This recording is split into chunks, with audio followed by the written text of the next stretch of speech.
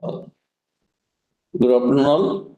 See, today, first I'll give the lecture, whatever I'm supposed to give it for today. That is the determination of ultra-trace concentration of elements in different matrices using neutron activation analysis. Then during this lecture, we will try to save some half an hour time, or maybe you have to, then we'll extrapolate up to 6 o'clock so that, whatever the remaining portions of the last lecture was there, so we can cover it because that was very important thing. At least you make because that lecture was regarding the hypnotic techniques, and that is the need of the hours because today's is no analytical chemistry is not that simple. So you have to do a complete determinations, and so because new and new elements are coming and new demands are there actually, so that there will be you will be able to detect the particular species in the complex form itself, and there should not be any contamination on the site of sea. So that's why the need of rise of these hypnotic techniques, where we can do the complete sequences of different kind of DNAs and peptides also. So let's as usual, because that's very important, we'll recap what we have done so far. See, first we had covered the analytical terminology. See, regarding this first portion is I try to, whatever the six lecture was there, it was like that. First, I'll make you somewhat accustomed to the analytical chemistry, various terminology which we are using in day-to-day life. After giving a brief overview of this terminology, I try to take you to the basic of the chemistry, which considers the solutions and the stoichiometry, how to write in a stoichiometric equations, and then we start with the sampling and then processing. After doing the processing, once we have a sample in your hand, and how to do the analysis. So we have covered the various analytical methodology, how to evaluate the concentration of the analytes. So during these analytical terminologies, first we see that samples. See, basically sample is nothing but is a mixture of an analyte and the matrix. Analyte, whatever you want to analyze, whatever the element whatever the complex or whatever the compound you want to analyze, that we termed as analyte. And rest of the thing, if the analysis is a matrix only. Then in this, we also see that, after having the sample, you need an instrumentation. So instrumentation, what are the parameters are important for that thing? You must know what is the sensitivity of the instrument. So sensitivity of the instrument is nothing but the slope of the calibration curve. The slope of the calibration curves means what? See, whatever the measurement which we are doing with respect to, whether with respect to concentration, with respect to anything, any other parameter, and whatever the getting on the y-axis. So any small change in the x-axis, what are the change reflected in the y-axis, that will be termed as a sensitivity of the equipment. Then in the sensitivity of the equipment, it's very important to know the limit of the dynamic range. See, what is the minimum concentration which I can measure it by that instrument and that technique, and what will be the maximum. See, minimum always the limit of the instrumentation, whatever the minimum signal which we are getting from that instrument, and maximum. See, basically whatever the signal which we are getting in a y-axis, once that signal is not that proportional to that whatever the changes which we are carrying in x-axis, that will be determined by the upper limit of detections. Then after having all this determination, then we have seen that what is the importance of the internal additions and what external and standard addition methods. Standard addition methods. So internal standard means that, see, you have to see that whatever the analysis you are performing, whether it is going in the right direction or not. So for that, you taking another analyte and try to analyze with the same equipment, with the same methodology, so that whatever the signal you are getting, it is in the right, and that analyte is that sample, whatever the material you are changing, that should be the standard materials only. So that is called the internal addition. So we are not measuring the analyte, we are measuring some other things, some other elements. And standard additions, see, generally whenever we are doing any measurement of any analyte by any instrumentation, so there is a chances that the instrument, the signal from that instrument either getting enhanced, so we will get a more concentrations, or maybe because of the matrix where the signal will get a subdued, means it will be get suppressed. So there you will not get a less concentration. So how to avoid these things? So that is, we do these standard addition methods. We call this a standard addition methods. So in this case, we add this same analyte we will add into the samples and see, because of the matrix, there is any effect on your analysis.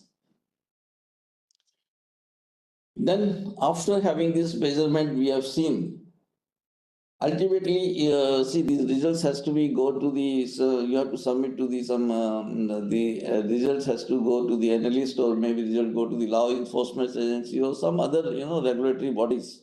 See, whatever the analysis has been performed is not all right. How you will say with the confidence that yes, whatever the element I analyze is whatever the concentration I am giving to you is a correct one. So for this, it comes as a methodological traceability, where as far as the analytical chemistry is concerned, we are only worried about there are 7 SI units are there, so we are looking only one. One is the moles, or other is the kilogram, because we are looking generally in concentrations only. So there is a certified reference material. Whenever an analysis has to be performed, then one has to analyze the certified reference material. Suppose if the certified reference material is not available with you, then it's the duty of the analyst to generate a in-house reference material, so that the whatever the processing step, whatever the during the analysis, whatever he is doing, so he is getting the right concentration or not. So these are the things has to be done by these. That's why this methodological traceability is very important terms. Then we have touched upon the solution and stoichiometry. So this is just as to make you aware about this very preliminary knowledge of this analytical chemistry. The stoichiometry of a reaction is very important. See, any part of the if any reaction is going on, it's very important to know what is the stoichiometry in any part of the, whether it's a reactant product or any in between stage also. Then we have seen that all the analytical techniques, the different kind of analytical techniques, it divided into three ones. One is the absolute methods, other is a relative method, and third one is a comparative methods. So now whatever the techniques I teach you, now you can make it out that whether it's a relative method or absolute methods, or a comparative one. See, relative absolute means they does not depend, as the word says, they are absolute. So they themselves are sufficient. So it does not depend on any kind of a, we don't have to analyze a certified reference material or in-house reference material while doing the analysis. Whereas the relative method, as the word says, relative, because always we are doing the measurement with respect to some uh, standard elements. So that's why we always need a calibration curve. That calibration curve can be prepared by the standard solution.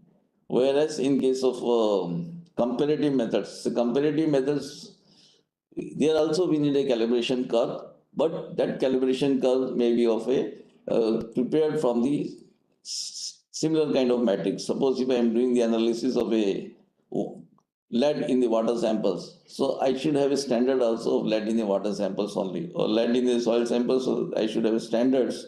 That calibration curve which I am preparing, that is a different concentration of lead in the soil sample than how I prepare this calibration curve. Then we have also seen that how this, we had evolved from the gravimetry. If you see the early chemistry, then most of the chemistry work on the gravimetry. So how from gravimetry we work from the volumetrics. Volumetrics, we have seen all different kind of titrations. That is the acid-base complexometric titrations and the redox titrations. Then it comes to the calorimetry. Then during this, after doing this preliminary knowledge of the analytical chemistry, we had covered the sampling. See, sampling is again is a very important part. So your sample must be representative and a homogeneous one. So in this portion, we have seen that how to take the different kind of sampling with whether it's a solid, liquid, or a gas tank. So what are the precautions has to be taken? And once you have done the sampling, so more, 98% is not possible to do the analysis immediately after performing the sampling. So it has to sample has to store. So your storing methodology also should be proper depending on the what kind of a sample you are having. So in this case, we have seen that suppose if you are having some acid samples, we should not store in the plastic bottles because they will react with the plastic material and then you will get a lot of contaminant there.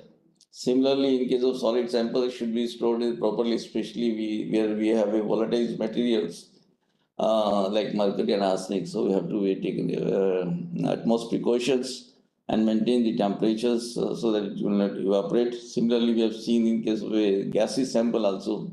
For this, I had given the example of sulfur dioxide. Then we have seen that sample digestions. See, sample digestions is again, it's a very big important part of the analytical chemistry. Because once you have taken the sample, store the sample, and then before doing the analysis, finally you have to does the digestion. Basically, we say the mineralizations because in all in the samples you have to bring that sample into the form where you can feed your sample to the instrumentation, so you have to bring into the solution form, or even if it is a solid base is required, then again also you need a proper processing. So we have seen the different sample digestion process. So in this we have seen that both dry etching, wet etching, and wet etching can be performed by the microwave as well as the uh, open digestions also. And why this digestion is necessary, especially most of the time the analysis we are performing for the inorganic elements. So once you performing the analysis of the inorganic elements necessary to destroy the organic material, because otherwise whenever any acid reactions are going on, so this organic material will react with the acid and you will get a gelatinous spreads and you cannot perform the analysis further. So the element of interest will be into that matrix only.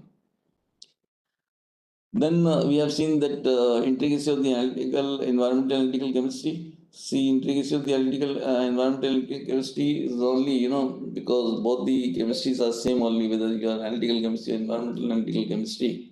Only variation is the concentration. The concentration which we have talked in case of synthetic, normal conventional analytical chemistry, we are looking for a mostly in a percentage or molarity moles levels. Whereas in 99% cases in environmental analytical chemistry, we are looking in the range of some ppm or sub ppm or ppb, ppt levels. So it's very important to bring that small amount of analyte into your the form where you can do the performance of the analysis.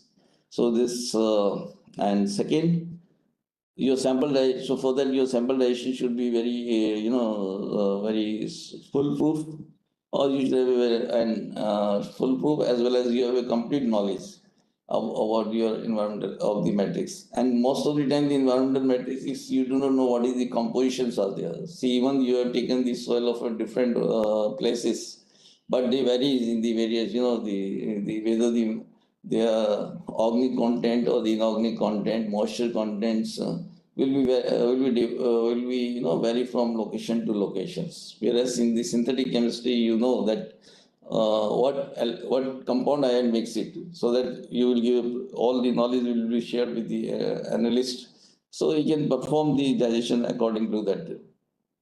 Then we have seen that role of the separation chemistry.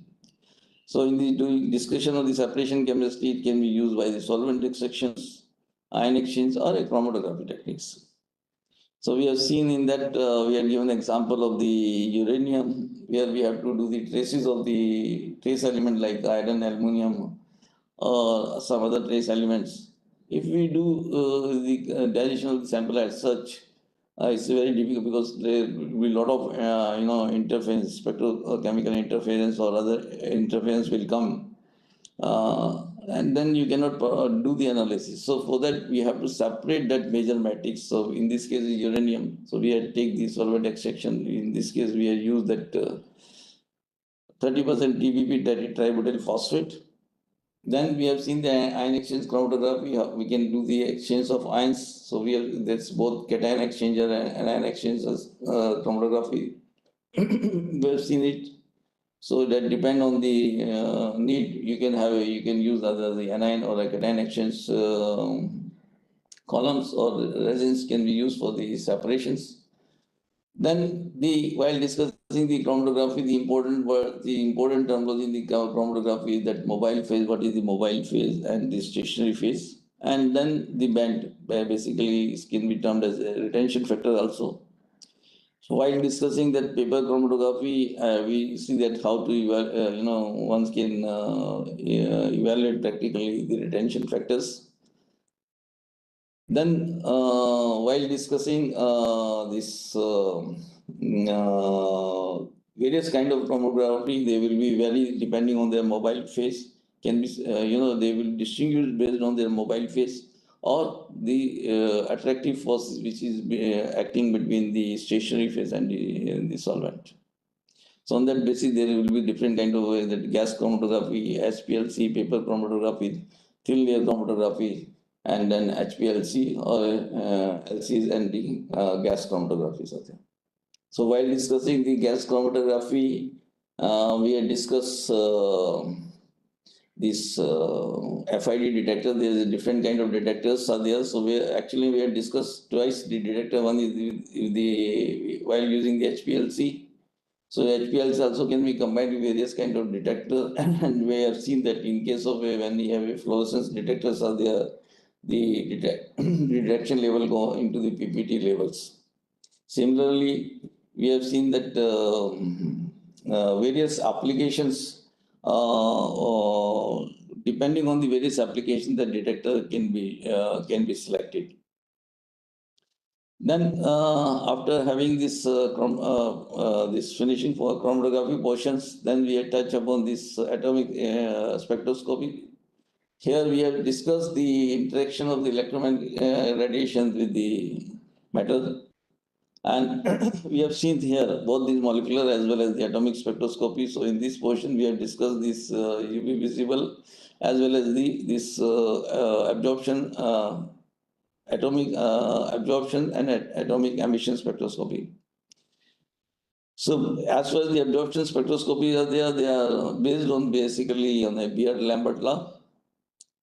And then depending on the population of the atom population, the ground state as well as the excited state, and which can be easily evaluated by using the Boltzmann distributions. And while discussing this flame atomic absorptions or the graphite atomic absorption spectroscopy, we have also seen various kind of atom cells and what are the advantage of the atom cells. See why I am telling the atom cells, because in the this FAS and GFS, it is important to to convert your whatever the analyte you are there into the atomic forms. So there is various way of converting that into the atomic form is considered from laser ablations, sputterings. Then we have seen the flames also different, two different flames of the air acetylene and nitrous oxide acetylene flame.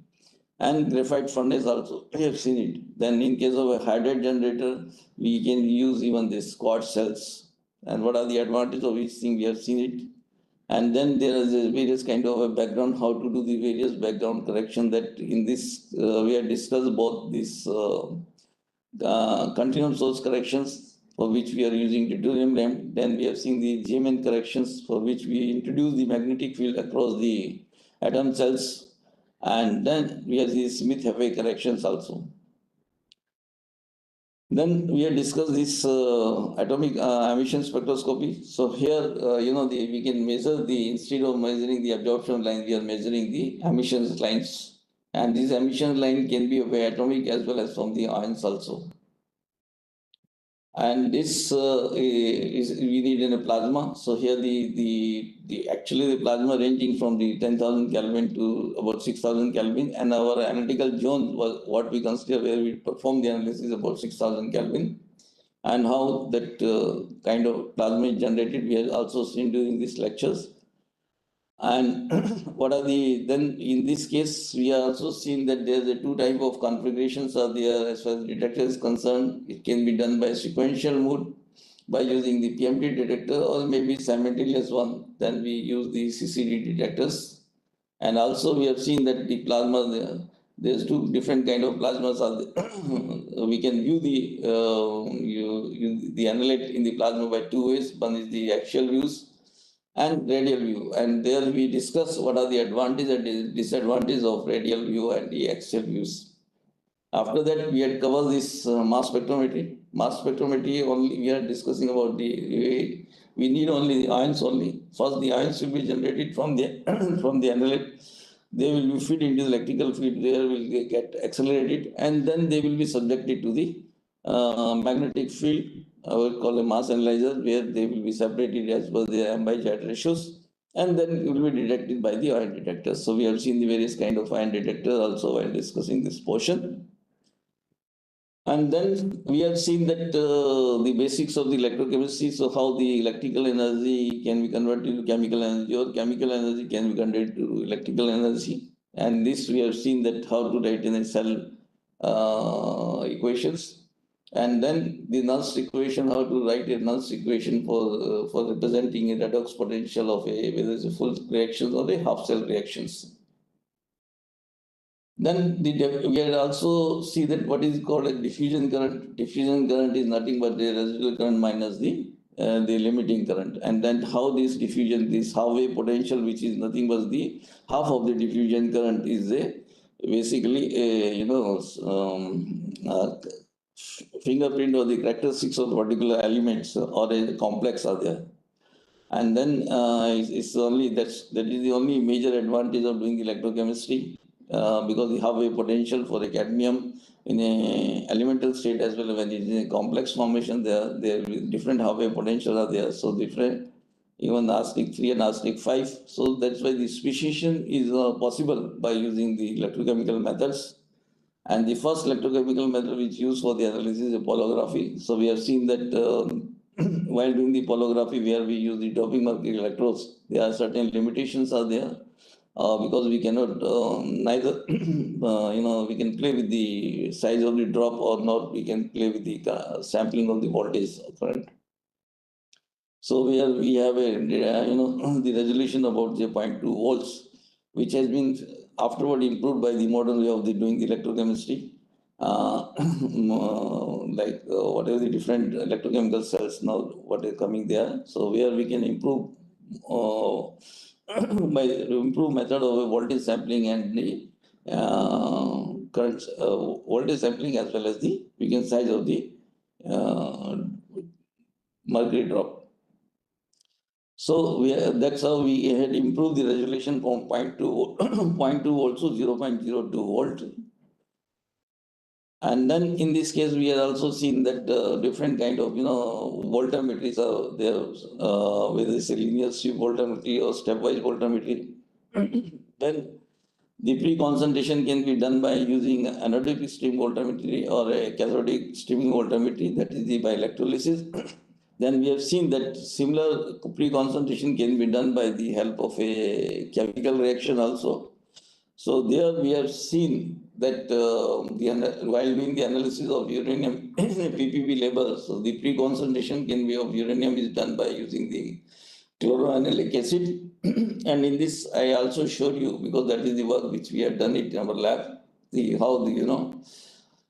this reaction is very specific to one particular pH only, because that complexation will occur at about 1.8 pH only. Then we have discussed about the thermal chemistry. See, during the discussion of the thermal chemistry, we have seen that how with the change in the temperature, what kind of changes are coming into substance, whether these changes may be due to physical or chemical changes. So while discussing TGA, it's only the weight change when you change the temperatures. So that is studies termed as TGA, where in case of DTA, where DTA we use actually not only sample but a reference material as we use. So we have seen what kind of a characteristic of the reference material. And in case of DTA, we generally measure the heat flow to the sample and the reference which remain the same rather than the temperature. And in this case, both the case of this TGA and DTA, we had seen the example, we had taken the example of calcium oxalate monohydrate. While discussing DTA, we also discussed about this copper sulfate pentahydrate, how at a different temperature, different water molecules goes from the copper sulfate pentahydrate. And in this case, we have seen that whether the reaction is exothermic or endothermic, the peaks up and down. That I also told you that it depends on the instrument manufacturer. So it can be the exothermic peak can be up or endothermic peak can be down, or in a reverse fashion also. Similarly, while discussing the DSC, here also we need a reference material.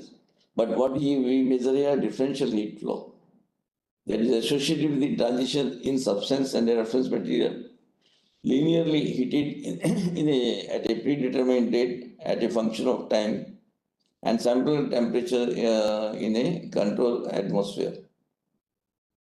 So there also we have discussed one example where we have seen the various crystallization, and I think we have taken the example of PET. Of course, in the last lecture, which we had, due to some issue, we are not able to discuss it, that is hyphenated technique. See, what is the hyphenated technique? Hyphenated technique is the word, say, hyphenated, means something is attached with each other. So during this portion, we'll see that, I'll take some 15-20 minutes the last of the lecture, or maybe half an hour, to discuss the various kind of hyphenated techniques. And especially if you are pursuing your research or you are looking for your research in the chemistry area, then you have to understand this hypnotic technique, because that is the need of the hours. Because nowadays the analytical chemistry is not that previously what is the conventional one. So we need to know the what complex of that matrix is there, and that we'll only know when we have a access of this hypnotic technique. Otherwise also it can be known, but there is a lot of errors associated with it. But once you have a hypnotic techniques, you will very clearly, and at the same time you will be able to see what kind of a complex are present in your samples. See, today what we are discussing is one of the important things. Why I told you why, because I do not want to dilute this lecture. Basically, this is something which you will understand better when somebody from BRC, or because who is working in the nuclear establishment.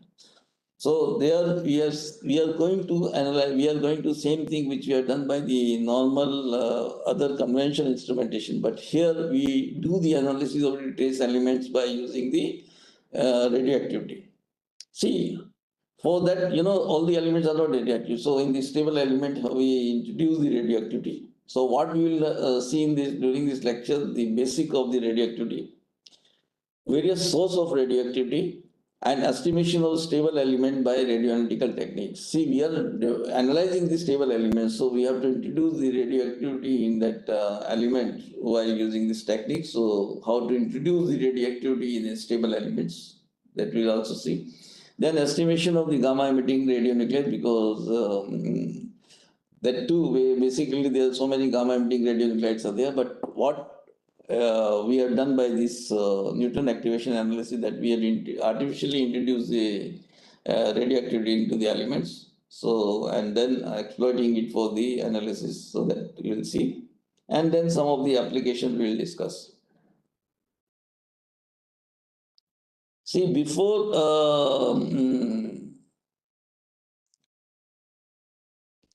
you can check that. Think it is.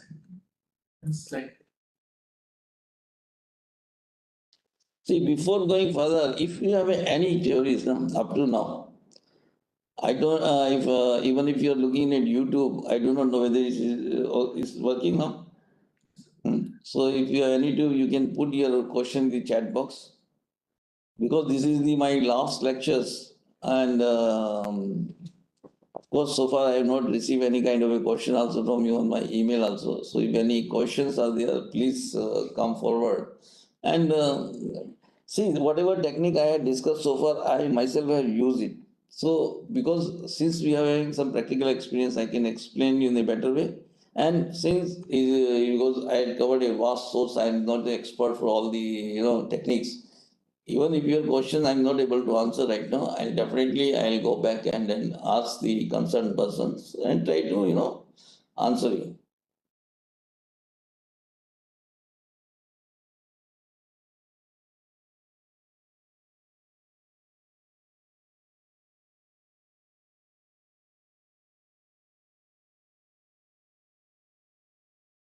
So, we'll start. Sure. Share.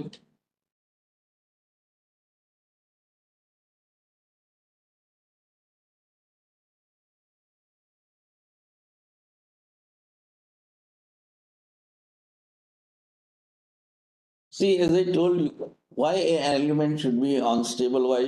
Because unstable means why an element is having an radioactive. Radioactive means the unstable elements. So how? Because the stability of the nuclear reaction itself is a subject. So in a nutshell, what you say that it can be in general discussed on the basis of n by z ratio. See, in principle, the n by z ratio should be the 1 only. But in most of the cases, but in some of the elements, that n by z ratio is not 1. So wherever we are having more number of neutrons, so it will be decay by the beta emissions. So it's because radioactive and then beta decay. In case of a more number of neutrons are there, then beta plus decay. When more number of protons are there, then this element will be decay by trying to get a stability by decaying a beta plus emission. And then there are atoms which having more than 82 protons. And the ratio of protons are more than neutron, they undergo alpha decay. So what are these decays are there? See, first is the alpha particles decay. That is a helium nucleus basically is having a 4 mass number or 2 atomic numbers. Then we are having a beta negative particles. See, it doesn't have any mass but is associated with a charge of -1. Then similarly, beta positive particle, which we termed as a positron also, it's electrons only, so it doesn't have a mass, but having instead of negative thing is having a +1 charge. Then we are having a gamma ray, which are having high energy photons, but it does not contains any charge and atomic number associated with it. And then there are some cases we are having electron captures also. So you can see that down of this PowerPoint that what is happening in the beta decay. So beta decay, a neutron transfer into a proton by the emission of electron, which is accompanied by a anti-neutron because we have to do the charge balance, mass balancing. So that's for that say anti-neutron so emitted. While the positron emissions, a proton is converted into neutron by the emission of a positron and with the neutrons. And the units of the generally what is radioactivity? Radioactivity is measured as the number of disintegrations that sample of a radionuclides undergo in a certain period of a time. In general, this can be explained in terms of a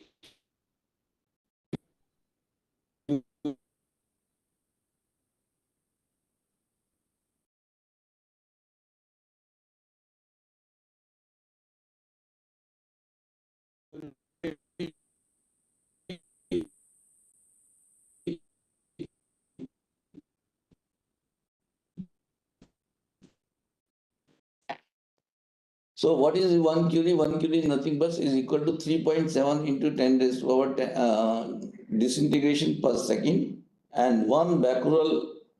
In general, when we talk about radioactivity in becquerels, so 1 becquerel is equal to 1 disintegration per second, and another form of representing the radioactivity, picocurie. So 1 becquerel is equal to 27 picocurie. So these are the general unit whenever we are discussing about the radioactivity. Okay, so either it will be terms in curies, becquerels, or a picocurie. How you do the identification of a radionuclide? See, radionuclide, what you seen in this, basically this is N. Okay, A, Z, and N. So Z is nothing but the atomic number. A is the mass number, and N is equal to A minus Z. So for example, in this case, you have seen that we have uranium. So uranium, we are having a mass number of 238, whereas Z, that is atomic number 92, and what is called N, and A minus Z, which is 146. Okay. So here, if you see the isotopes, whatever the isotope you have seen, they have the same Z. Isotone, they are having the same number of neutrons, and isobar, they are having a same number of mass number. So this is how we define these isotopes, isotones, and isobars. And this is generally whenever any representation of a radionuclide is given, it is like that only. See, the element, the name of the element should be here. Then it's represented by mass number, atomic number, and then represented by the N. This is radioactive decay. See, all the radioactive decay, they follow the exponential decay. So generally, they will be all the radio elements having a T half. See, T half when the concentration of becomes half. So that is called a T half.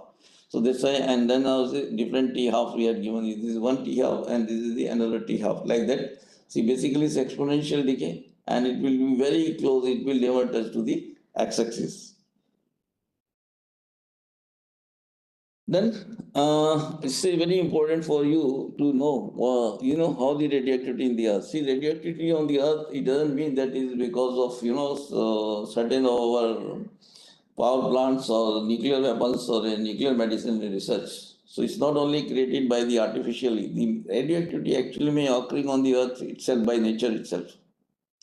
See, first radioactivity of the nature comes from the cosmogenic. See, in the cosmogenic, we have a neutron flux because of the cosmogenic reaction. There are so many particles reactions are there. Because of that, there is a neutron flux. So in the atmosphere itself, we are having a 2.6 neutron per square centimeter per second. That that flux react with the different cosmic ray with the air.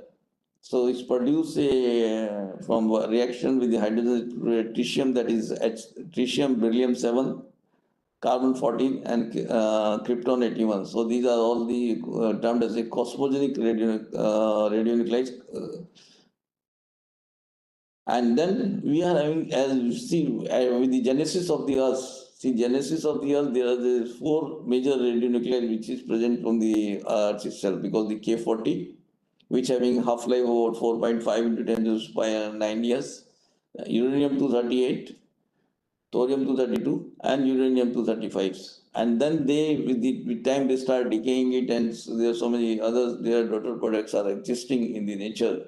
So because of nature itself, we are having both these cosmogenic radionuclides, and other one is a primordial radionuclide, which with the genesis of the earth. Then the estimation of the gamma emitter, because what we are discussing neutron activation analysis. So neutron activation, see, basically the radiochemical analysis can be done by detection of both beta and alpha also. But during the gamma, this neutron activation analysis, we are only measuring the gamma emitting radionuclides only. And what is the advantage, as I told in the beginning itself, I think in third or fourth PowerPoint, that they are having very high charge. This one. So gamma emitters, they are very high penetrating power. Therefore, the minimum sample preparation, because the sample attenuations are there, but it's not that as compared to others techniques. Sample preparation is required. After putting the samples there, whether it is solid and liquid, in a container of a suitable geometry, gamma counting is done by using either, we are having two kind of detectors are there. One is a scintillation based, which is called a sodium iodide thallium detector. Other is a semiconductor HPG, that is a high purity germanium detectors are there. Then nowadays we are having a lanthanum bromide also. Lanthanum bromide, which is a cerium lanthanum bromide, is one of the new generation of the scintillations detectors.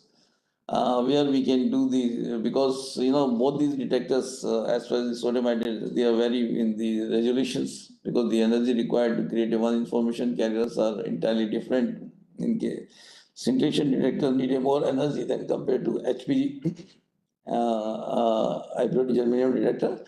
But when we are having this new generation, that is lanthanum bromide cerium detector, so we are having a not as good as resolution as case of high purity germanium, but we are having better resolutions because here again the energy required for carrying one information carrier is comparatively very less compared to the sodium iodide thallium scintillation detectors. Then what we are going to discuss about this today in lecture is that estimation of stable element by a radioanalytical technique.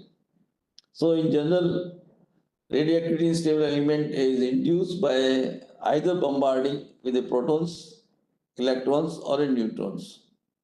But during this lecture, we are going only compare, concentrating on the bombarding with the neutrons only. So that's why we term this technique as a neutron activation analysis. Neutron activation analysis is a powerful isotope specific nuclear analytical technique for simultaneous determination of element composition of a major, minor, and trace element in a diverse matrix.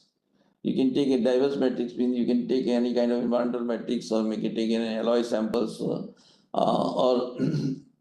any matrix you can take it and then do the analysis, and it's having a very high sensitivity and a detection limit. So generally what we do in this neutron activation analysis, that a material has to be, had to be subjected to a projectile, and that projectile can be a neutrons. Then if it is neutron, it's termed as a neutron activation analysis. If that projectile of a charged particles, then it will be termed as a charged particle activation analysis. And neutrons, basically we will see that during this lecture there are some other source of neutrons are there. But most of the source of the neutrons are nuclear reactors, and for the particles we are generally using a particle accelerators only. So while the charged particles we are having that alpha particles, then protons may be having hydrogen, deuteriums, and heavy ions we can have this 16 oxygen, 18 boron, 11 boron, and 20 neon.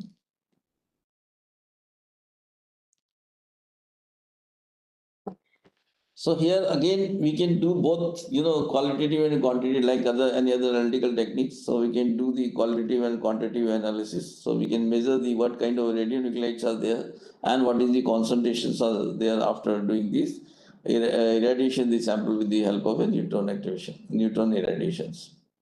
So generally, what is happening once you have any target? So once you irradiate a target with neutrons, it makes a compound nucleus that it will absorb the neutrons, and then that after absorbing the neutrons, it immediately start because the activity had been induced in this one. So it will immediately start emitting the gamma radiations. If we can measure that gamma radiation immediately after that from that compound nucleus, it will be termed as a prompt gamma radiation measurements. That is the prominent mode of interaction. This N gamma capture reactions what is written there.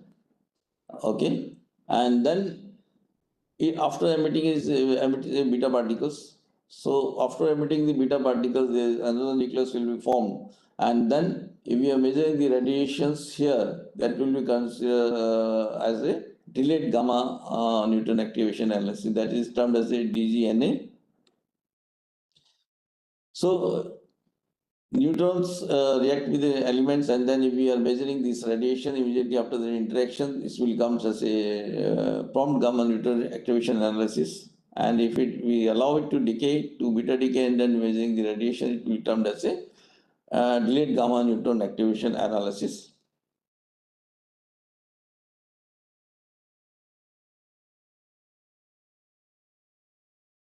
So there is three sources of neutrons are there. One is the radioisotope base. So we can use the 252 californium, which is spontaneous fission reactions. See, many of the labs is having this because they do the irradiation, but here the flux is very small. I think 10 to the power 6 neutron per square centimeter per second. So with this slow flux, if we can get some reaction, we can induce some radioactivity. I think there are people who are using this also into the 250 this 252 californium. Other source is 241 americium beryllium. That is basically 241 americium will be alpha particles. and then it will interact with the beryllium one. So this is called an alpine reaction. Similarly with the 239 plutonium and beryllium, this again termed as a alpine reactions which generate neutrons. And antimony, 124 antimony beryllium, this is a gamma ion reactions are there. So these are the radioisotope based neutron source are there. Otherwise, the major neutron source is a nuclear reactors. And then whatever we are having it, so that's, I think all of you are aware that the only Department of Atomic Energy is having the reactors. So we are having this upgraded Apsara, Cyrus Dhruva, of course, this Cyrus is discontinued. So Dhruva, so right now we are using only two two systems, that is upgraded Apsara, Dhruva for this neutron irradiation. Then some of these things are possible with the accelerator based also. So where DT reaction or DD reactions, we can use it for the as a source of neutrons.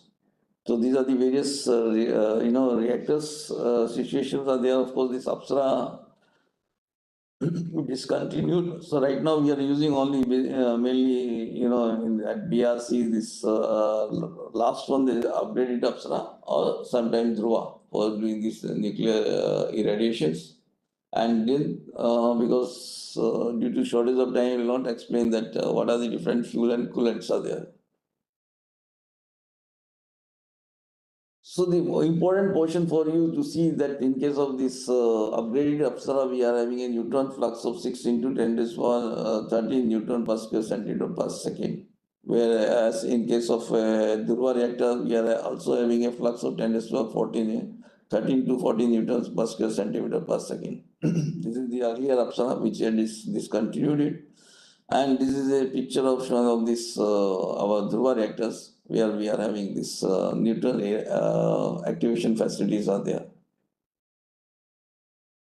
Then this is basically graph through that neutron energy distribution. So this we will see in the coming PowerPoint. What is important if we irradiated this sample with the thermal flux, epithermal flux, and a fast flux are there because they are the variation their energy and used for different purposes only. But most of the time we are using the thermal flux only.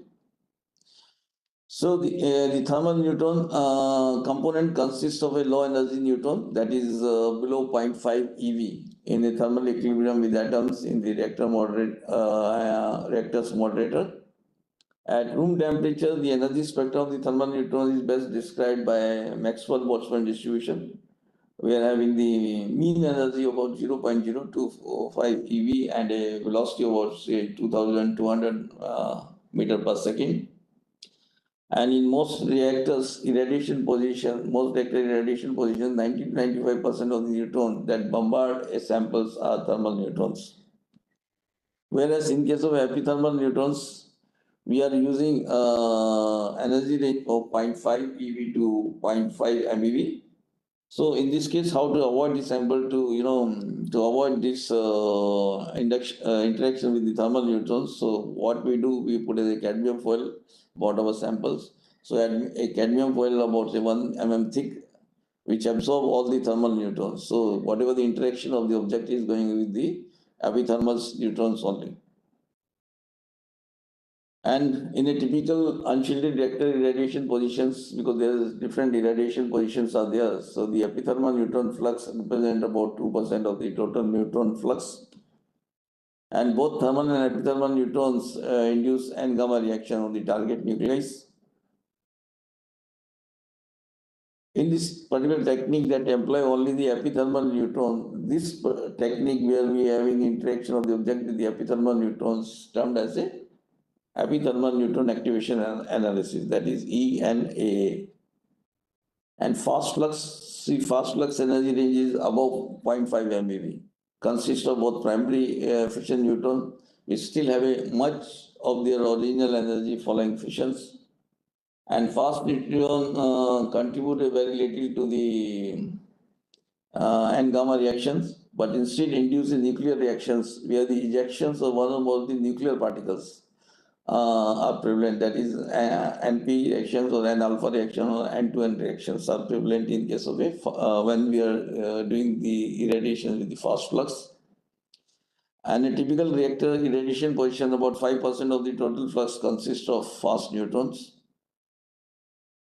And when we employed, when the object is, irradiated with the fast flux only, then it will be termed as a FNA.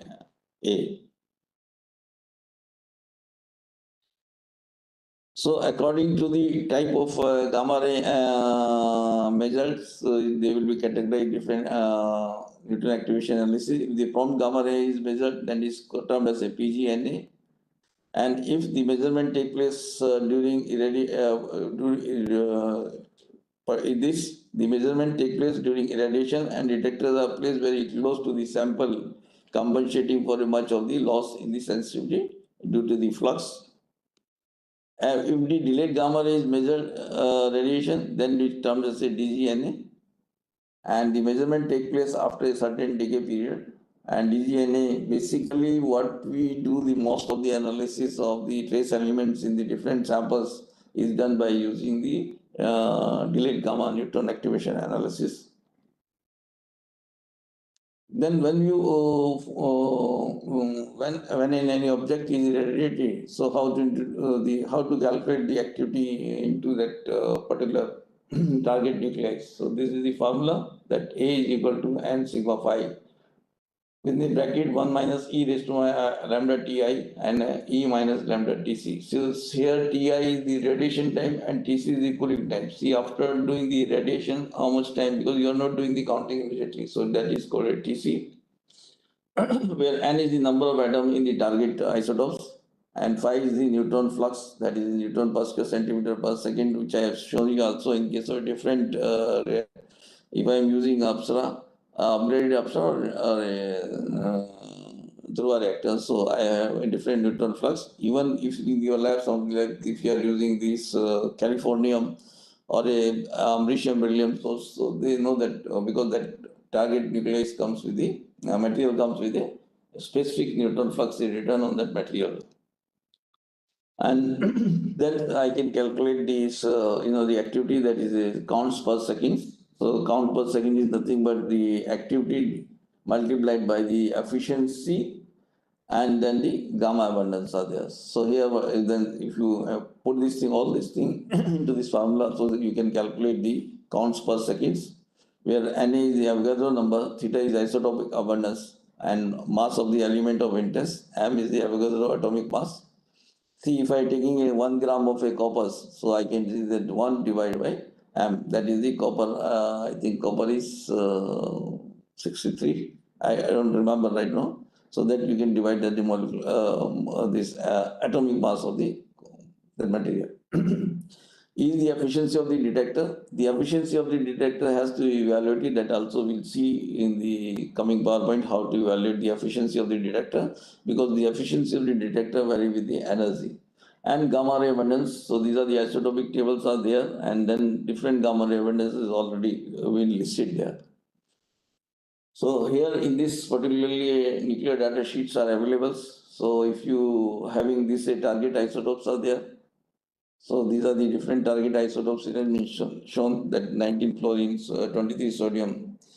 And what is the isotopic abundance, thermal cross sections, epithermal cross section, activity product, what the activity will produce, then T half, and gamma, what is the gamma energy of that, this thing, and then what is the gamma abundance of that energy. So all these things are listed in these nuclear data sheets, which has been, very meticulously prepared, and it's readily available. So we can, whenever we are doing any kind of sample analysis, so we have to take this help of the nuclear data sheets. So again, there are the various target isotopes.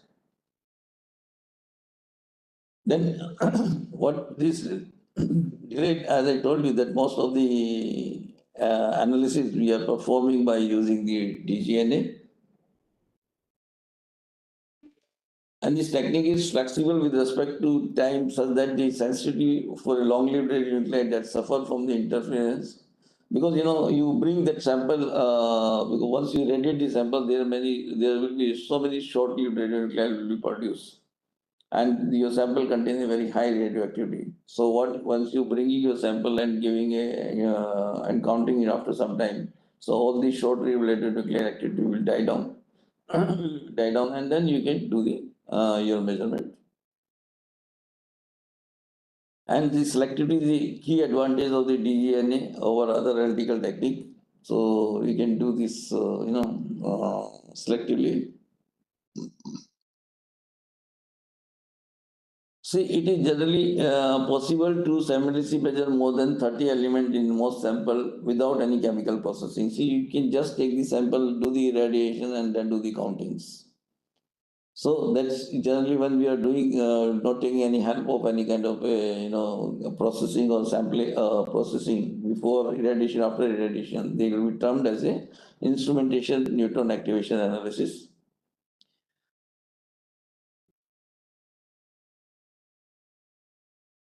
See, if chemical separation are, then if we are doing any kind of a chemical separation before and after the different terminology you are using it. See, if chemical separation done to the sample after irradiation to remove interference, to concentrate the radioisotope of interest, the technique is termed as a radiochemical neutron activation analysis, that is RNA.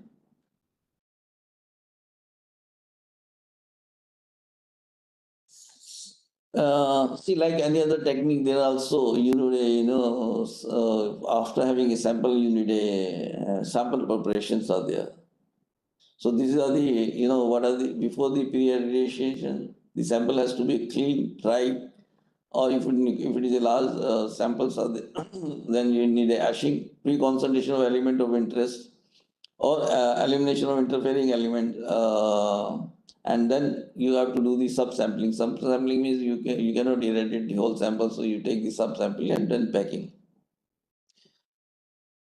Of course, you have seen that in case of a prompt gamma analysis, that is the is a simultaneous one immediately, and while in case of radiochemical separations, uh,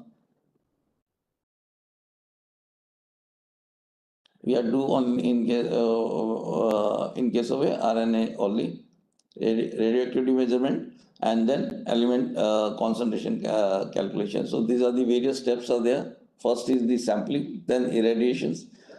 If radiochemical separation, that is only possible in case of RNA, and then the activity measurement by using the either HPG or any other detectors. Basically, we are using HPG because we are getting complex spectra, which is not possible to resolve it with the help of a scintillation detector. So we are doing most of the activity measurement by using the high purity germanium detector. And then finally we have to calculate the concentration. Again, see here, this neutron activation analysis, if you have seen it carefully, I termed it as a comparative technique. So comparative techniques means it has to be having similar metrics. So here we also calculate wherever we are doing the Reddit, that we will see in the next few PowerPoints. See, like that, we have taken any leaf samples. This is, a sample has been taken, collected, and then wash the sample to remove possible contaminant. Then before you can do by dry this defreezing, dehydrating it, and then after doing the dehydrating, or you can even dry it also, you can do this powdering. And then this before this here what we have seen is dehydrated sample put in a bag and store it. This is what we have done this powdering. And then after doing this powdering, it has to be put in a bag actually, because the irradiation of the sample itself is an art. So you have to properly pack your sample in a plastic bag so that it can be put in the ampoules. And then similar ampoules you have to prepare for your standard material, because whatever the element you are going to analyze, so and that whatever the matrix are there, if the similar matrix are not there, some others in-house reference material should be there. So both your sample as well as your the standards has to be irradiated at the same time at the same positions. So see both the samples and the standard has put in the same vials, ampoules we say that, and then it will be put into the reactor because putting the reactor itself because radiation zones are there, so you have to take a proper precautions. So here what we do it we say a rabbit system, okay, which is work like like in a bank we are giving something and then it go inside and do the radiations. So rabbit system work much like the system used by the bank at drive-through window. A canister carries item back and then forth between the customer and retailer. The sample is sent through the walls in a mini canister into the nuclear reactor located behind the walls. Because whatever you have seen that is behind the walls, the reactors. And then once inside the reactor, the sample is irradiated with the neutrons. So this is a close view of the capsule being placed into the rabbit system. That is a sterilite technique. Basically, you have to be very careful. And once your irradiation is complete, see you have to do the counting. If you are not doing this prompt PGNA, so delayed gamma neutron activation analysis, so it means that you have to bring the sample from the reactors building to the your lab. So once the sample has to be bring to the lab, it has to be properly monitored. So it's some specific limit is given that is some dose because the dose will be there, so there are certain limits have been given. If the dose is more than that, they will not allow it, or if the dose is because there is some light ports are there, so you have to bring your sample in those ports to the laboratory, and then depending on your type of which radionuclide, what is the half life of this thing, and how much cooling time you want to give it after bringing that sample into your lab. So the instrument, after bringing your sample, you measure with the HPG detector, which called a semiconductor detectors. It's having both its own unit is considered the multi-channel analyzer as well as high voltage units, and the associated electronics are also there. So the methodology of neutron activation analysis, one is the neutron activation instrumentation neutron activation analysis, other is the radiochemical neutron activation analysis, and other third one is the chemical neutron activation analysis. So we'll see that instrumentation neutron activation analysis means that you don't do any kind of a processing, but in case of RNA and this instrumentation neutron activity basically generally termed as a non-destructive. Of course, the radioactivity had been introduced, but after a sufficient time, what will be die down also. And because we are not mixing, so it's a free from regions, and it's a fast and simple. So we can do the trace elemental study in deep or any other sample also. Disadvantages are there because there is a matrix interface because you are not selective in your analysis, and high matrix activity will be there. So there is a lot of activity will be generated during the irradiation process. Now we will see some of the example where we need a matrix separation, that how this RNA or cNNA come into the pictures. So matrix separation can be done before irradiation and after irradiations. If we do the before irradiation, it will termed as a chemical neutron activation analysis. And if it is done after this irradiation, it will termed as a radiochemical neutron activation analysis, because it's very easy for you to understand. See, radiochemical ones means you have already irradiated it, and whatever the chemistry you are doing it, that is on the active sample. That's why it termed as a radiochemical neutron activation analysis. So some of the example of this RNA is again, advantage of this RNA is free from region blank, free from interferences due to the matrix and other elements. Because see, I am not doing the any kind of mixing of this thing, so that's why it's free from region blank, free from interference due to matrix and other elements, and better detection limit. Basically, the best example for this is the gunshots. See, gunshot residue means whenever, especially it's very important for the people who are working with this criminal, what do you call it? There's forensic science. See, forensic science people is very important to know whether which gun had the bullet had fired from which gun, and whether it is for how far distance, whether it's a self-homicide or whether it's far from, because the concentration of the barium and antimony will tell a lot of things are there. So after doing this gunshot residue, after irradiation, we do the radiochemical separations. That is the precipitation of barium and antimony, and then measure the activity. What are the disadvantages of these techniques? Handling of a high, because you are irradiating the complete matrix, so handling of a high matrix activity, and of course the sample size also. Then this chemical neutron activation analysis, as I told you before, is before irradiation. So we can advantage may higher sample size can be taken, higher sensitivity because you can do the pre-concentration before doing the irradiation. So we can minimize the matrix interference also and low activity handling. And the example again in this case is the analysis of the trace elements in case of a uranium. So separation of the impurity, irradiations, and then gamma activity measurements.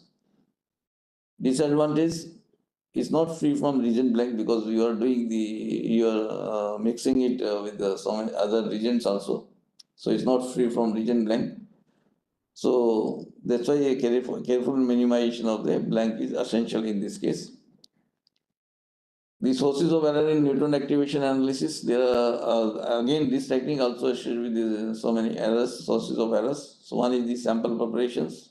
We can do the contaminations due to the various reasons are there for this contamination, inhomogeneity in the sample or during the weighing also. Then anomalous isotopic abundance you will take for the isotope which you are going to measure it, or radionuclide you are going to measure it. Then neutron flux perturbation, because this flux perturbation also may be because of different regions. Because in general, this is given by the the operators at that time that what is the neutron flux, and maybe due to certain regions that getting flux perturbations are there. There are so many interfering nuclear reaction also possible. For example, is given a C27 aluminum when getting irradiated and it produce a 28 aluminum, and we are measuring it by this measurement of this isotope of the 28 aluminum. And similar thing we get with the NP reaction of the 28 silicon also gives this aluminum. So this kind of interfering nuclear reactions you get lead to a wrong concentration. And then spectroscoping, there are so many spectral interferences also there. If your resolutions are not good one, so you will end up with the spectral interferences also. It's having limitation because in general we need a nuclear reactors. Then for a very short-lived and a very long-lived activation products is difficult because very long-lived radionuclide, you have to take care of the sample for a long time. Of course, you can do the counting. Then chemical speciation is not possible. Some of the conventional techniques is not suitable for all the elements. Of course, it is some of the things is possible can be done, but conventional neutron activation analysis is not suitable for all the elements. And this gamma spectrometry, what we are using it is having a HPG which have a resolution of 1.9 kV at 1332 kV. I hope by now you understand the importance of the resolutions. Resolution means when we can differentiate the two different radionuclides, because each radionuclide will give a different peaks. So when we are using a high purity germanium detectors, we are having a 1.9 kV. And then the sufficiency of the detectors that again depend, what kind of detector, and the cost goes accordingly. So they're having a 10% to even 7% efficiency detectors to up to 100% efficiency detectors are available in the market. And then you need a multi-channel analyzer. Of course, there are multi-channel analyzers, high voltage units, preamplifier, amplifier. So all those things, associated electronics are required. We need a good shielding because we are dealing with the radioactivity.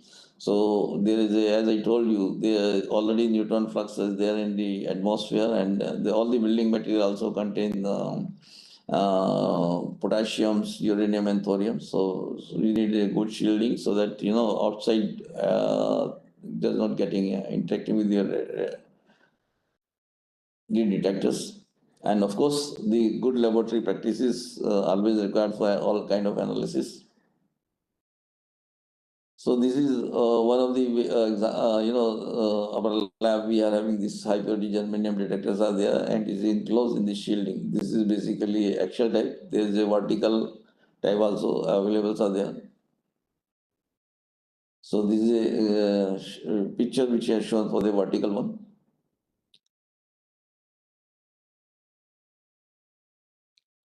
See, any kind of instrumentation here again you need a both energy calibrations and the efficiency calibrations. So these are the two important calibration is that energy calibration and efficiency calibrations, how to do that. So for this we are having 152 European, there are many people they take of the uranium or also as an examples for making the energy calibration as well as for the efficiency also. So here we are taken shown in the example is the we are having standard solution of the 152 europium. 152 europium many gamma peaks are there. So with the help of these gamma peaks, so we will do the energy calibration that at which channel which energy will be reflected. Okay, so this is the channel number versus counts. Then I know the activity of this activity of the European solutions. So with the help of a different energy, I plot the this efficiency calibration curve also. Okay, so in this curve you can see that the efficiency is decreasing as the energy is increasing. And these are the three type of interactions are possible of inducing a gamma activity in any materials are there. So one is the pair protection, photoelectric, and Compton one. So most important is the photoelectric effects for inducing a gamma activity into samples. But there is a three-way how the electromagnetic radiation interact with the metals. Gamma radiation interact with the materials. So here we have seen the examples that we have taken the one of the pottery samples, irradiated in, of course, this is all Apsara for 7 hours. So these are the various, radionuclide had been shown. What are the different elements are associated with that pottery samples. This is basically the method of calculation of the activity. That absolute method, generally we avoid the absolute method. Why? Because the neutron flux and the sigma cross sections. So they are not, sigma and pi as a bad inputs are there. So that's why there is some kind of uncertainty associated with them. So it's been avoided. Generally, for doing the calculation of the concentration of the element, we use the relative methods only. Of course, some of the people now use the single comparator. Of course, some of my colleagues, they are expert in doing the single comparator methods that they call as a K0 methods. But in general, more than 95% we use the relative method, the comparative method. Comparative method means co-irradiation of the sample with a multi-element standard. Means you take the multi-element standard solution and then irradiate it so that you can evaluate the concentration of different element with respect to that samples. This is the sensitivity in the neutron activation analysis, that is peak area upon counting time. And then sensitivity, what we say, count per unit mass or a count rate per unit mass. How the sensitivity depend on both isotopic abundance, neutron absorption cross-sections, neutron flux, efficiency of the gamma detectors, gamma ray abundance, delay correction factors, and the saturation factors. So this is the whole periodic table. You can see that what is the limits are there. So the the red colors show that PGNA, whereas the this second color is showing the instrumentation neutron activation analysis and fast neutron activation analysis given by the blue light blue color. And what are the different kind of detection limits are achieved? All they are listed here in the PPM. So in these particular tables, the name of the element, that is stable isotope, is given. Then atomic weight is given. Sigma capture and sigma scattering. So all the information which is provided like that, stable isotope, atomic weights, sigma capture cross section, and sigma scattering one. And then these are the various kind of detection limits which we get it by using the prompt gamma neutron activation analysis.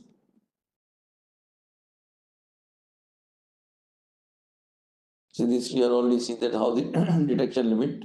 Again, the detection limit depend on the amount of the material to be radiated and to be counted. Neutron flux, duration of the radiation time, and the total induced radioactivity that can be put, and duration of the counting time, and detector size, counting geometry, and the background shielding.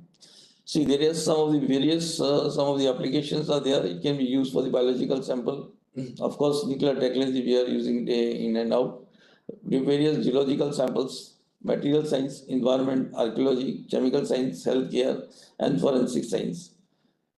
So you can see that, see, this neutron activation analysis can be useful for all walk of life. That's very important.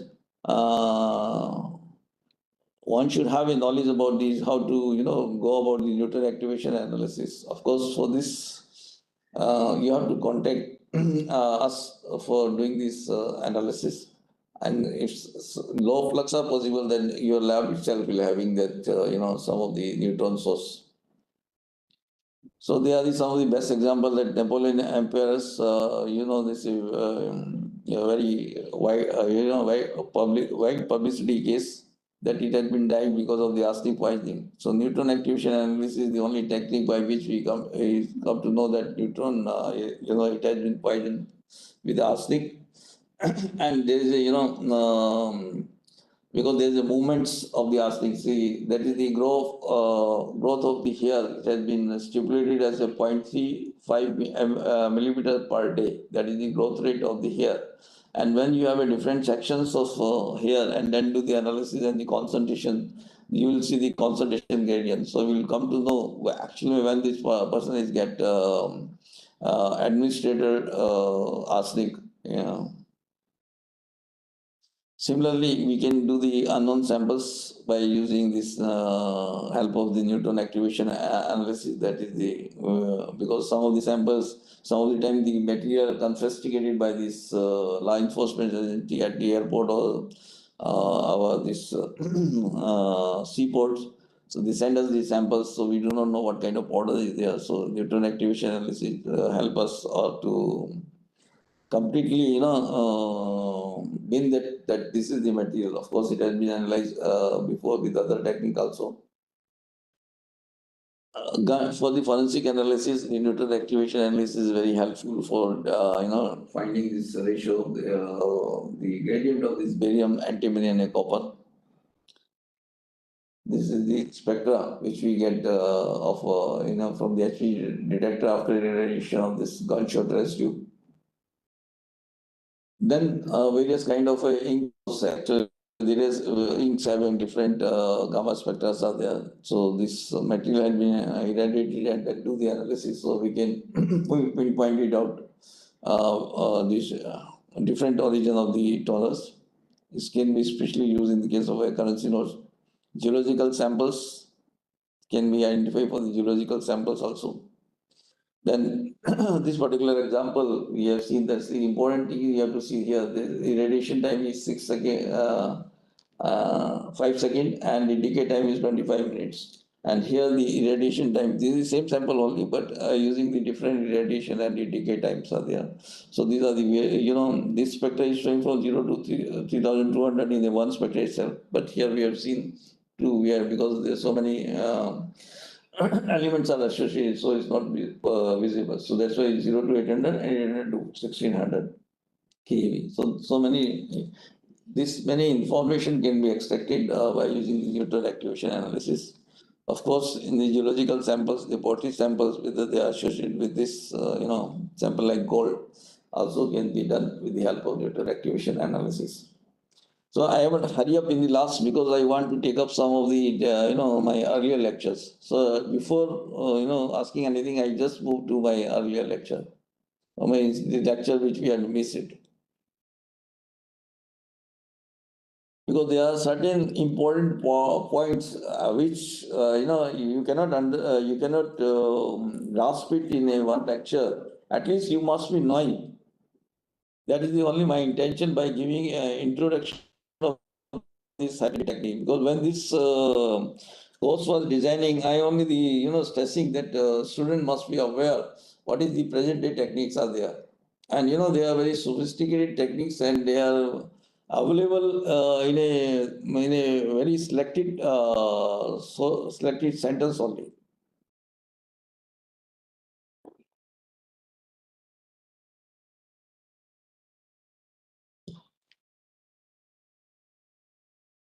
Yes.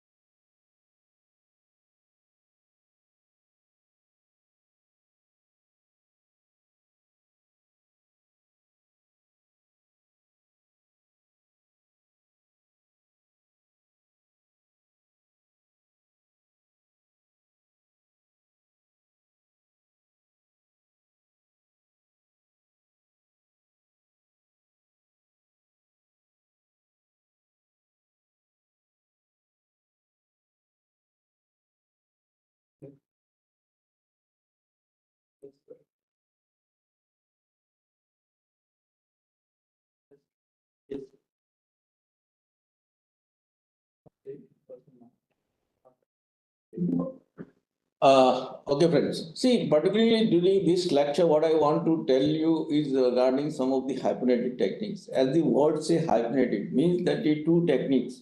The that technique may be a separation detections.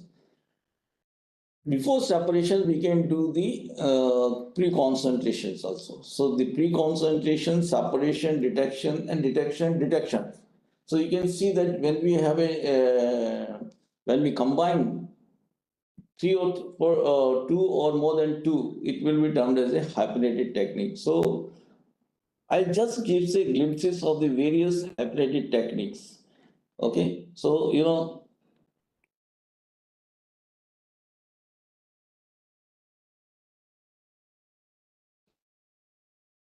see, as I told you just now, we can have a before doing the separation, we are having a separation, that is pre-concentration. That can be a solid phase extraction, large volume extractions. Then, in the case of a separation technique, we are having either GC, HPLC, or a capillary electrophoresis. And when this is hyphenated with one of the detection techniques, the photodiode array detectors, infrared spectroscopy, MS spectroscopy, NMR spectroscopy, or thermal lens spectrometric techniques.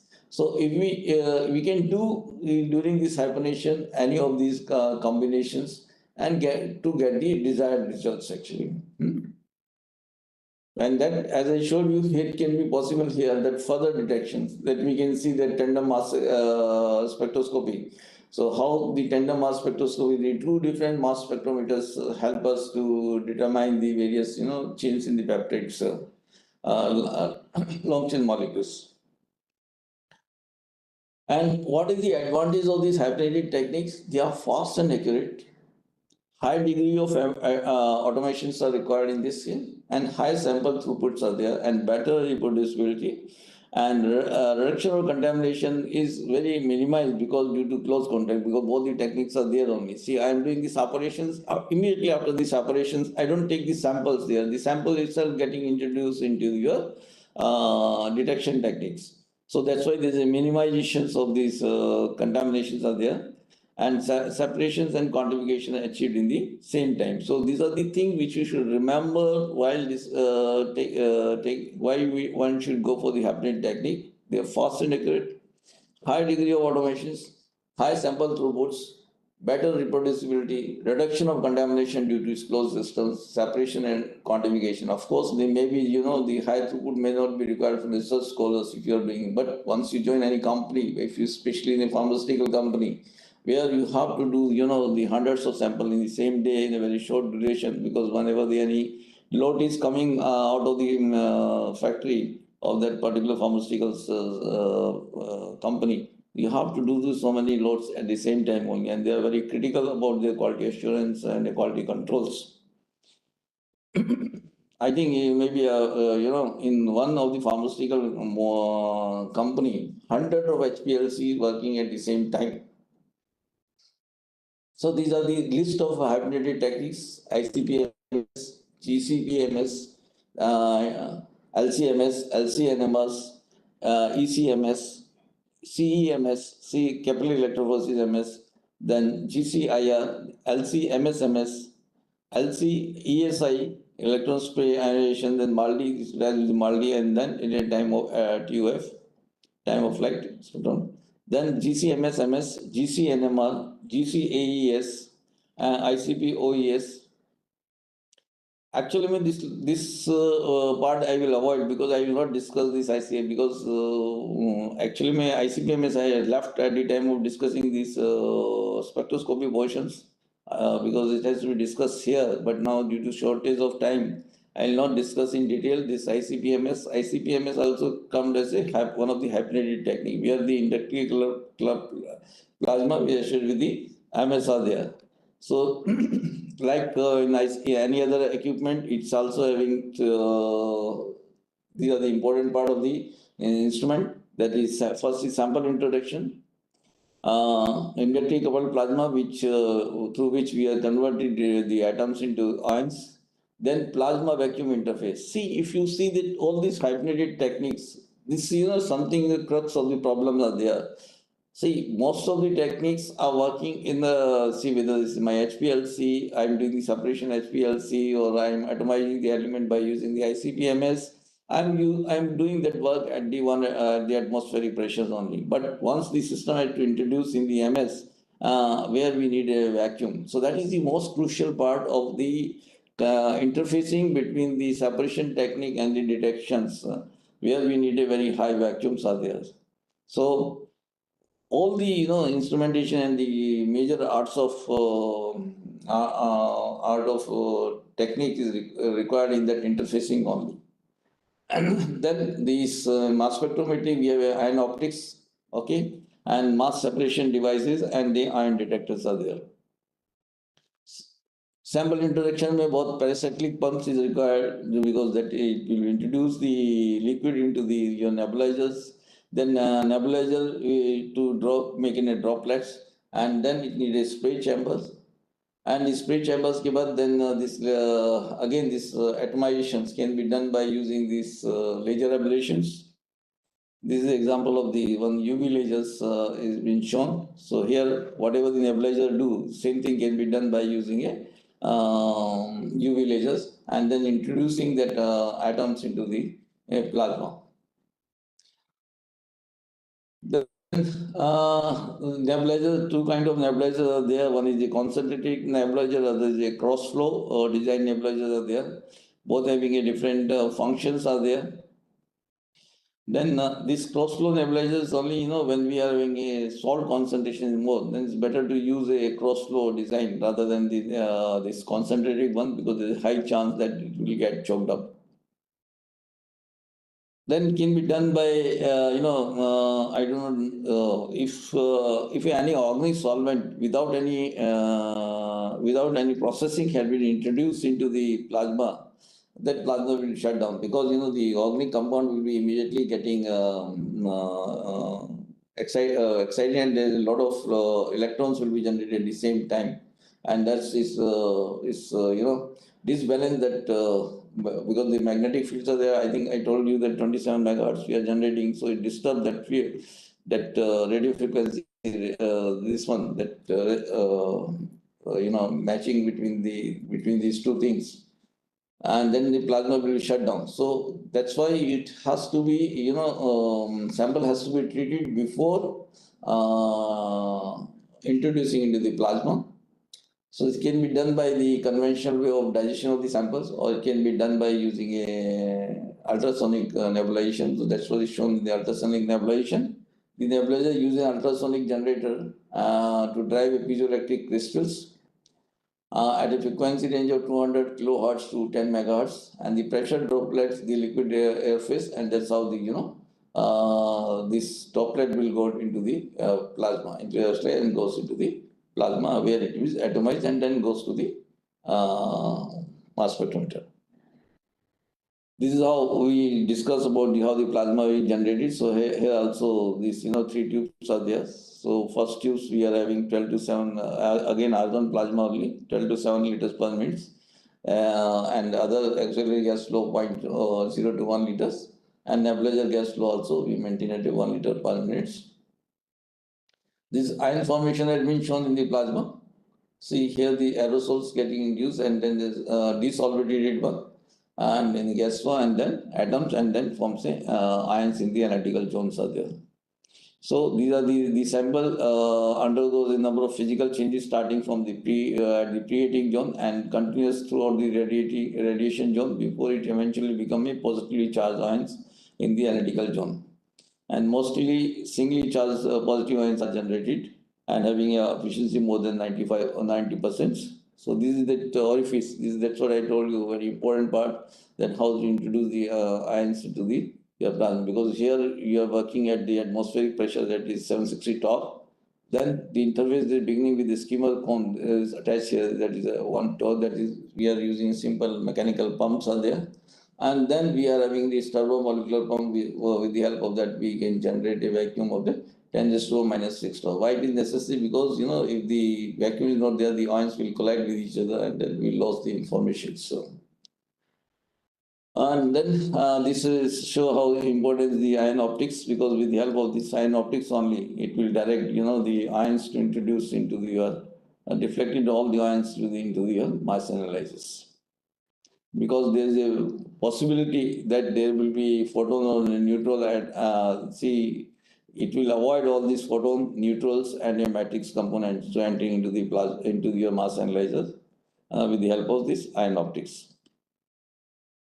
Then there is a different kind of a mass analyzer, that is a quarter pulse, which is widely used, but it's having a very compared to the magnetic its resolving power is very less. Then magnetic sector, which is mostly we are using it, and it's in most of the cases you find a magnetic sector mass analyzers, and then time of flights, and each having its own advantage and disadvantages. See, in case of a mass ICP-MS, we are getting, what we are detecting it, basically we are detecting atoms. Atoms means it's having a one single particular mass number is there. So that mass number can be generated by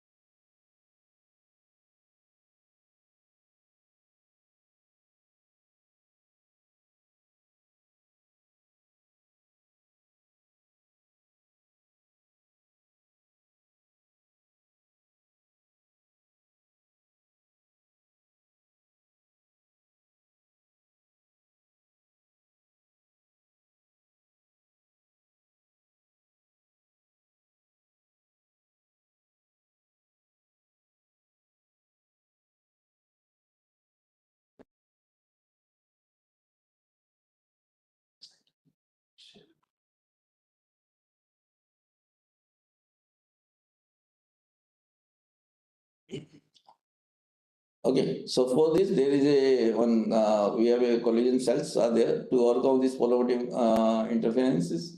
So what generally we do in this? What generally we do it is this collision reaction cell filled with the gases such as hydrogen, helium, and ammonia placed before the analyzer, which consists of a multipole, that is quadrupole, hexapoles, or a octapoles, usually operate in a RM mode only. So this is the one way of avoiding this polyatomic interferences. Or otherwise, we should have this multi-mass collector. That is the high resolutions ICP-MS with a multi-collectors inductive coupled plasma mass spectrophotometer. So it can be avoided by using the reaction collision cells or by using the multi-collectors mass spectrometer. So this is the thing which I told you. See, for example, these are the various isotopes are there which is detected by the mass spectrometer, and these are the the interference. See, 39 potassium is having argon and hydrogen, 40 calcium, that is the 40 argon itself, then 44 calcium. So like that, you can see that these are the isotope and these are the interfering elements are there which we do not want to get analyzed it actually. So this is how you once you are using these collision cells. This is how we will able to resolve it. So we effectively resolve that 59 iron and then the peak associated with the argon and oxygen. See ion detectors here having Faraday cups and the electron multipliers.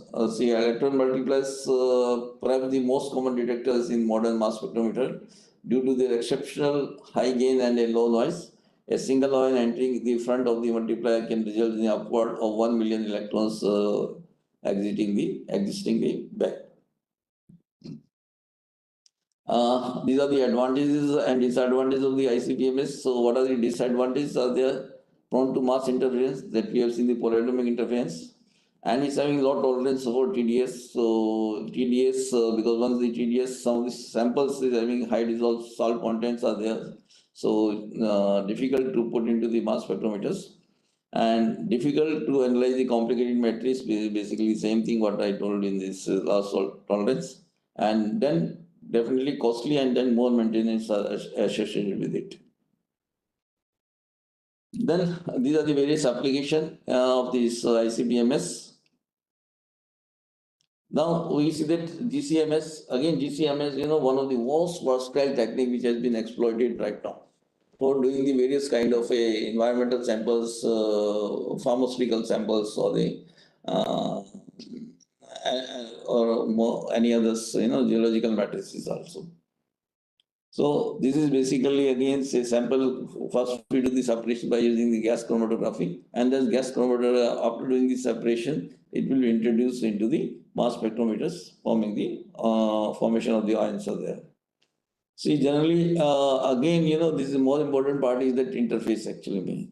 So this need a state-of-art techniques. So how to introduce your gas supply into the interface, and then ion source, how to convert into the ion source. Of course, rest of the thing that mass analyzer and then the detectors, and finally you will get an output of the sample from your samples. This is generally how this GCMS looks like. And the applications are again, as I told you, very numerous one. So it can be used in each walk of life of use of GCMS. And especially, I was very much impressed because I'm associated with the water technologies mostly. And as I told you, as per the World Health Organization, there are 72 parameters. Out of 72 parameters, more than 50 parameters belongs from the different kind of pesticides, which due to the various regions may exist in our aquatic systems. So before any water sample come into the market, it has to be analyzed for them. So GCMS is the one technique where we can get the analysis of all these, more than 50 parameters in a single run. Of course, we need a standard for that. Then these are the advantages associated with the GCMS.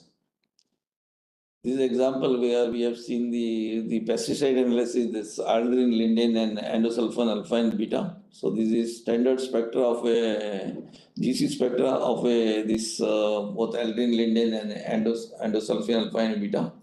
and it's a mass spectra of a standard mass spectra. And then you can introduce the same, use a composite sample into the system and compare it and get the concentrations. So this is how the GCMS help us. Similarly, we are having this liquid chromatography mass spectrometry. Again, this is again a very useful techniques, both in the pharmaceutical as well as in the other environmental samples also.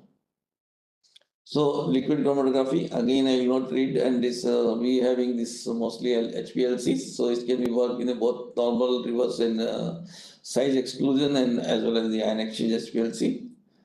Again here the important portion is that after doing this thing, LCMS interface of the ion source.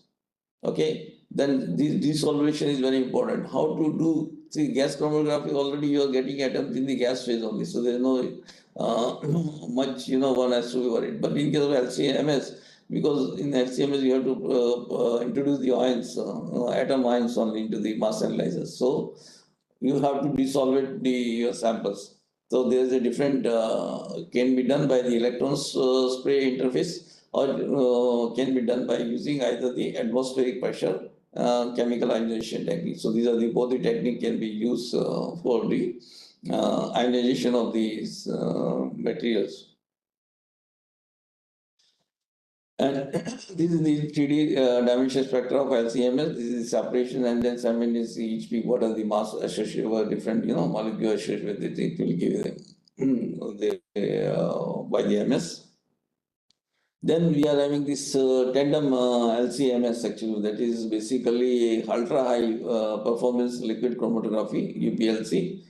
Basically, UPLC is a trade name. It's a LCMS only, but it's trade name given by the one company called Water, and it's having again a versatile use of this different kind of a fungi which produce that is alpha toxins in food products are there. So this is how we can get this alpha toxin, various homologous of the alpha toxin, that is G1, G2, P1 and P2, by using this LCMS.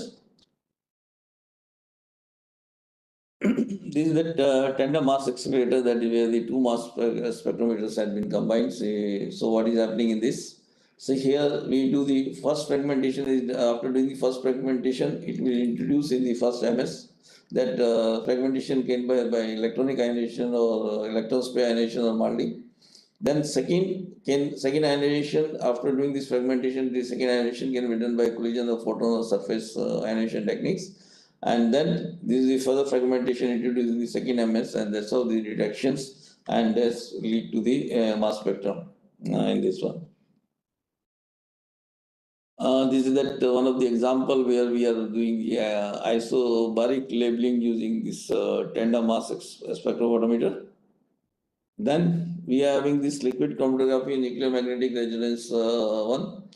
So again, this is one of the technique which is again very useful for finding these molecular structures. And some of the time, some of the technique, this LC NMRMS is supposed to be one of the technique where you can get the structural resolution very confidently.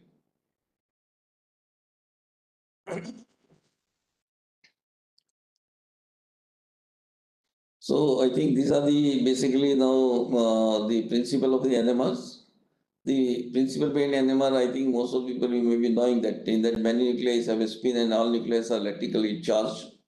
And if the external magnetic field is applied, so this will get a spin splits, and then you will get the energy gap correspond to radio frequency, and nucleus with a spin at a higher energy generate a magnetic field in the opposite direction to the external magnetic field, whereas a nucleus with a spin at a lower energy level generate a magnetic field in the direction of the external magnetic field. This is how this diagrammatic look of this LCNMRs. And once you attach these LCNMRs with the MS, that I told you, this is one of the technique. The information is so orthogonal, they correspond to each other. That HPLC method resolve complexity of a mixture by separation, where NMS resolve virtually any structural question, especially different experiments. And NMR can determine if the LC peaks are impure. LC-NMR-MS is the ultimate instrument. The NMR data can be taken without complete separation of mixtures. So these are the precautions and applications of this LC-NMR-MS. And one of the applications apart from pharmaceutical industry or for drug and metabolites, metabolite LC-NMR has been successfully utilized in several other areas such as analysis of natural product extract, that is fluoride fauna, materials, peptide mixtures, and food extract and polymers. Then another important technique is this GCFTR and LCFTR. Again, in LCFTR, because the FTR most of the time, you have to dissolve it or a solid phase. So here how the solvent removed when this after doing the separation, the different compound come from the LC. So these are by using this cyclone evaporators, which has been shown. And in case of direct deposition, we can use in case of GCFTR data processing. And here again, the application of the environment, application of this LCIR or GCIR, the analysis of the environmental pollutants such as polycyclic aromatic hydrocarbons. As you know, this is very important both in the water bodies, pesticide and herbicides. Analysis of pharmaceuticals such as steroids and analgesic and their impurity drugs and metabolites, dyes and non-ionic surfactant, distinction of isomer, separation of secondary structure of protein such as beta globins and lysoenzymes. See there, what I want to stress here. See, if you see that why we need a hybridated techniques. See, this is basically simply arsenic, but arsenic is present in so many forms out there. Okay, so we have to, if we want to detect these elements, so we need a hybridated technique. For example, we can see that we are using HPLC, ICP-MS, HPLC, ICP, DRC, that is dynamic reaction collisions, HPLC, ICP, DRC, HPLC, ESI, MS, and these are the various matrices. See, these matrices, these species are very important. If you want to detect it, because generally, these are the things are required whenever any food product comes into the market. They want to know whether the species is present in that particular fashion, in that particular form. So there we need we need the help of these hybridated techniques. Similarly, some of the example I have taken for the antimony also. And these are the species and you have to present and you have to use these hybridated techniques. With this, I'll end up by this portion also. And before leaving you, I'll going to submit some of the assignment today or maybe tomorrow. Then see, you have to when you are attempting those assignments, you just go through these lectures. I think all the whatever I told you, that only I'd ask it. And in case of any issues are there, then you can also contact me. I think your exam mostly conducted on the Viva base only. So if you have listened my the pre-cap, I think if you listen it thoroughly pre-cap, you will be able to answer them mostly of the whatever the questions we are going to ask you in the Viva also.